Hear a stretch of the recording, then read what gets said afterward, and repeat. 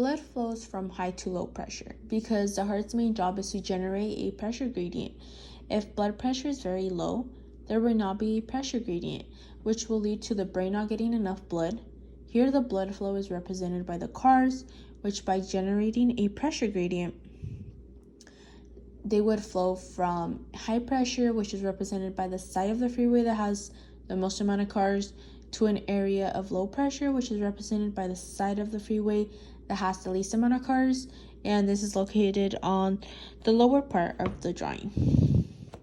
And the freeway that is kind of located on the upper part of the drawing, or the first lane of the drawing, is a representation of low blood pressure, which is caused by less blood flow, which can be represented by the few cars that are going down the freeway, and they're going pretty slow. So blood pressure is regulated by homeostasis. And homeostasis depends on three main components, which are sensor, integrating center, and effector. And it is one of those variables that it cannot be too high or too low because it can be life-threatening. The sensor is also known as a baroreceptor. That is represented by the bear on the side of the freeway, and baroreceptors are just pressure receptors. The baroreceptor will measure the blood pressure value, and it will send a signal to the integrating center, also known as the medulla oblongata, which is represented by the brain on the side of the freeway. And it will make a decision whether or not blood pressure is too high or too low. The effector is going to make the change. It's going to try and return blood pressure to its normal range. The effector is represented by the construction worker, which, depending if blood pressure is too high or too low, it will decide to kind of like block the freeway or not.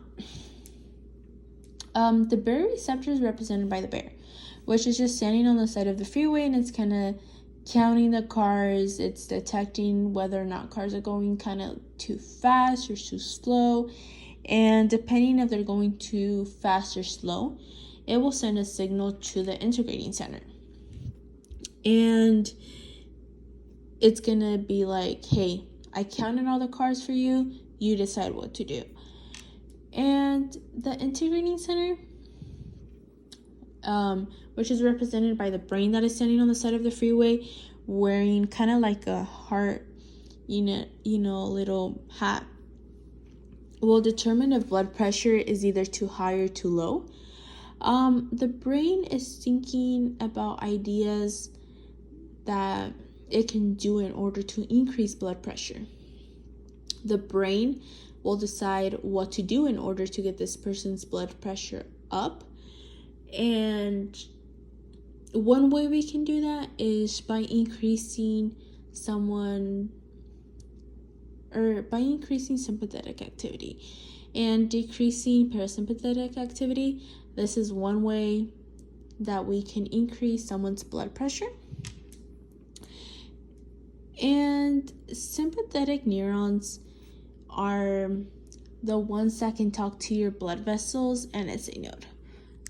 On the other hand, parasympathetic neurons can only talk to your SA node. When a person is feeling dizzy, we want sympathetic activity to increase, and we can do that by releasing or increasing the release of more norepinephrine, which means that norepinephrine will bind to alpha receptors, and this will cause blood vessels to constrict. They will get smaller in diameter, which will lead to increasing blood pressure, and it will increase the resistance of blood flow. When norepinephrine binds to beta-1 receptors on the SA node, this will lead to the heart contracting more strongly, which will increase the force and stroke volume. This is represented by the fish that is kind of holding, a number 1. And it's kind of like going after a car, or kind of chasing down a car so it can move faster. And, it's kind of chasing the car, and it's trying to keep the cars going, to be going at a much faster rate. They're contracting more strongly. We have more cars flowing through. By turning off parasympathetic activity, this will also help us increase blood pressure. This is represented by the turtle, which is holding an acetylcholine needle. And pretty much what this turtle is doing is kind of slowing down traffic. It's pretty damn slow.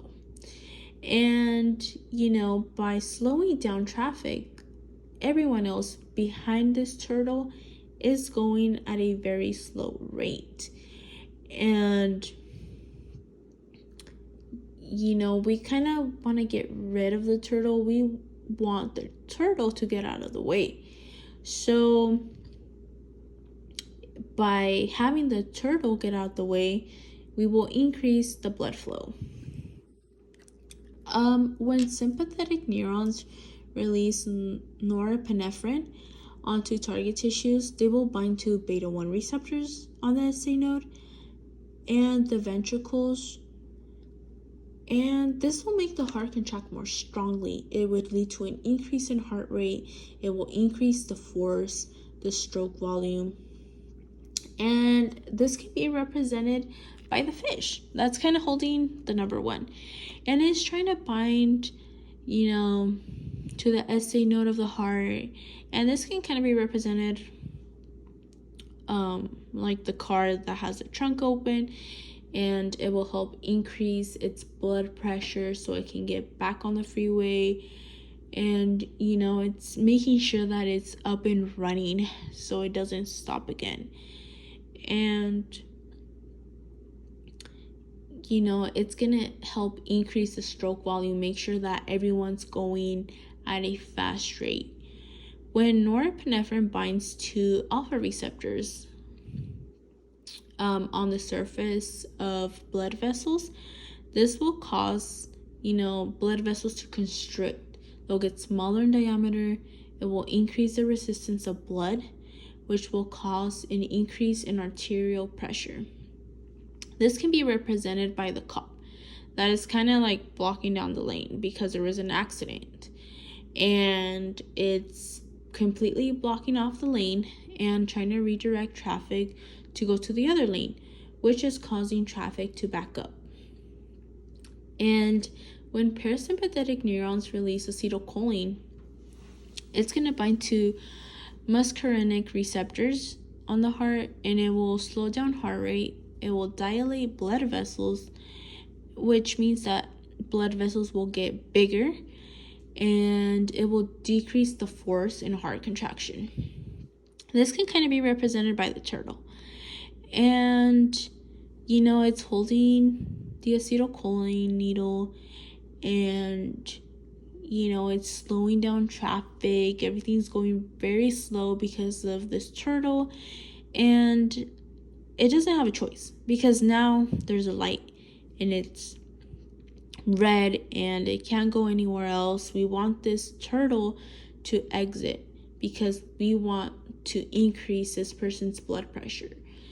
We want everyone to work much harder and go much faster and increase stroke volume and contract more strongly. And the only way we can do that is if we get rid of this turtle. For this person that is feeling very dizzy because we don't have enough blood flow, we want to increase sympathetic activity, and we can do that by releasing more norepinephrine that will bind to beta-1 receptors and will make the ventricles contract more strongly, which will increase the heart rate, which will increase the force and help increase stroke volume. This can be represented by the cars, that they're kind of able to merge onto the freeway. They have the green light, nothing is stopping them. There's nothing that's slowing them down. They can get right on the freeway. And, we'll get more cars, we'll have more blood flow, we'll have, our stroke volume is kind of increasing. Nothing is stopping it, nothing is slowing it down. When norepinephrine binds with alpha receptors on the surface of blood vessels. This will cause them to constrict. They'll get smaller in diameter. It will lead to the increase of resistance of blood, and eventually it will increase the arterial pressure.